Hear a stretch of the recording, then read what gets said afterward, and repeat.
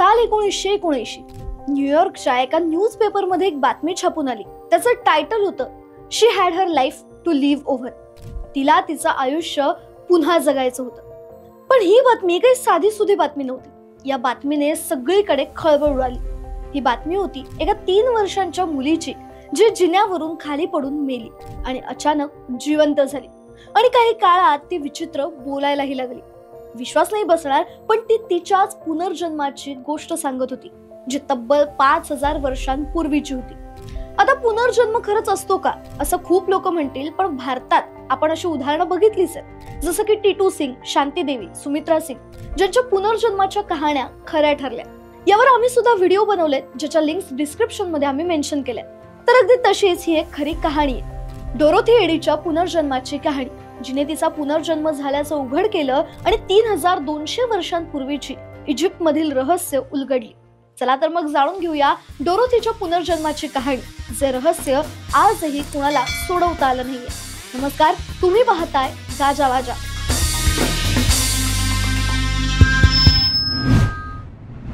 तर झालं असं की 1907 साली डोरोथी 3 वर्षांची असताना घरात खेळताना तिचा तोल गेला.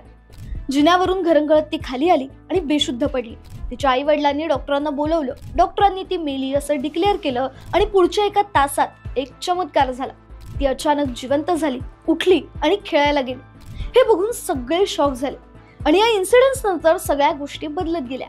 झालं असं की डोरोथी खूपच विचित्र वागायला लागली. ती मधूनच म्हणाली, माझं घर कुठेतरी दुसरीकडे, तिथे सुंदर बाग आहेत आणि मी तिथे माझ्या मित्रांबरोबर खेळायचे. आणि ती जोर जोरात रडायला लागली. कोणाला काहीच अंदाज येत नव्हता ती अशी का बोलतीये. पण 3 वर्षांची मुलगी बरळत असेल काहीतरी, त्यामुळे सगळ्यांनी तिच्या बोलण्याकडे दुर्लक्ष केलं आणि हीच गोष्ट ती सारखी बोलायची.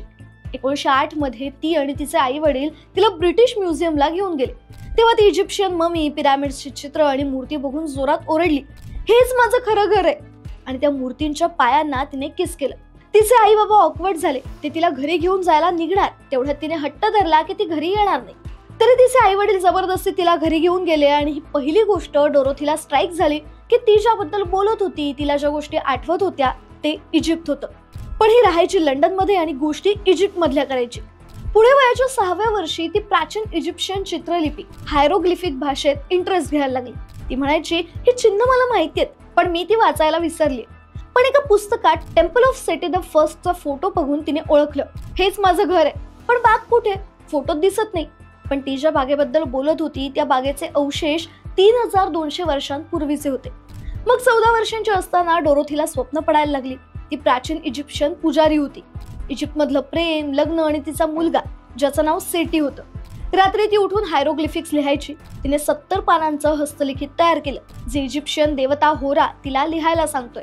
या होराने जी कथा सांगितली त्यानुसार ती मागच्या जन्मात बेंट्रेश होती, जी 3200 वर्षांपूर्वी इजिप्त मध्ये जन्मली.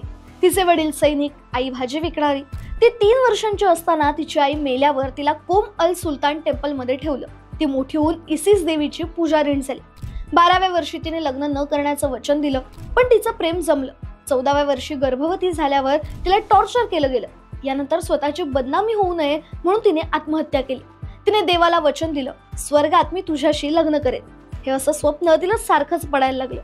पुढे 1931 मध्ये डोरोथीने इजिप्शियन इमाम अब्दल मगूदशी लग्न केलं आणि ती काहिरेला गेली. त्यांना मुलगा झाला, ज्याचं नाव सेटी ठेवलं.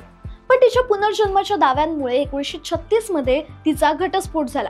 तिने इजिप्तच्या आर्किओलॉजिकल डिपार्टमेंटमध्ये नोकरी मिळवली आणि सलीम हसन अहमद फाखरी यांच्यासोबत रिसर्च केला. 1952 मध्ये तिची अबायडोसला सेटी मंदिराजवळ बदली झाली. तिने कमी पगारावरही काम केलं, मंदिरात ऑफिस सेट केलं आणि इथेच तिने इजिप्तच्या प्राचीन रहस्यांचा उलगडा केला आणि इजिप्शियन आर्किओलॉजीमध्ये खूप मोठं योगदान दिलं. तिने तिला जे आठवायचं त्या नेमक्या जागा सांगितल्या. तिने सांगितलेल्या ठिकाणी खाणकाम करून बागेचे अवशेष सापडले, जे 3200 वर्षांपूर्वीचे होते. ही अक्सिरिस मंदिर परिसरातील प्राचीन वनस्पती बाग होती, जी धार्मिक विधींसाठी वापरली जायची आणि बरीच शतकं ती हरवलेली होती. तेव्हा इथे बऱ्याच हायरोग्लिफ असल्याचे पुरावे दिसून आले, ज्याचा अर्थ तिने सांगितला, ज्यात सेटी प्रथम आणि इसिस देवतेचं दृश्य होतं. तिथे एक गुप्त बोगदा होता, त्याचाही उलगडा केला. त्यानंतर रोमेसेस दुसऱ्याचं प्रसिद्ध मंदिर, जे नाईल नदीच्या किनाऱ्यावर आहे, त्याची नेमक्या जागेची माहिती दिली, जे नकाशावर कुठेच नव्हतं. त्याच्या या माहितीमुळे खोदकाम सोपं झालं आणि मंदिरांचं संरक्षण झालं. इतकंच काय तर हायरोग्लिफिक लिपी वाचून तिने प्राचीन इजिप्तमधील वैद्यकीय रहस्य जसं की आजारांवर उपाय, जादूटोणा आणि पुजारी जीवन या सगळ्याचा उलगडा केला. डोरोथी, जी इजिप्तमध्ये सेटी नावाने ओळखली जायची, तिच्या पुनर्जन्मामुळे प्राचीन रहस्य उलगडली गेली. तिच्या या कमालीच्या कामामुळे तिच्या जीवनावर आधारित बरीच पुस्तकं लिहिली गेली. मग वयाच्या 81व्या वर्षी डोरोथीचा मृत्यू झाला. पण मृत्यूपूर्वी सुद्धा तिने आणखी एक मोठा दावा केला की टेम्पल ऑफ सेटीच्या खाली एक गुप्त खोली आहे, आणि हा दावा सुद्धा खरा ठरला. तुम्हाला ही स्टोरी कशी वाटली आम्हाला कमेंट करून नक्की सांगा. आणि अशाच रहस्यमय स्टोरीज जाणून घेण्यासाठी गाजा वाजाला लाईक, शेअर, फॉलो आणि सबस्क्राईब करायला विसरू नका.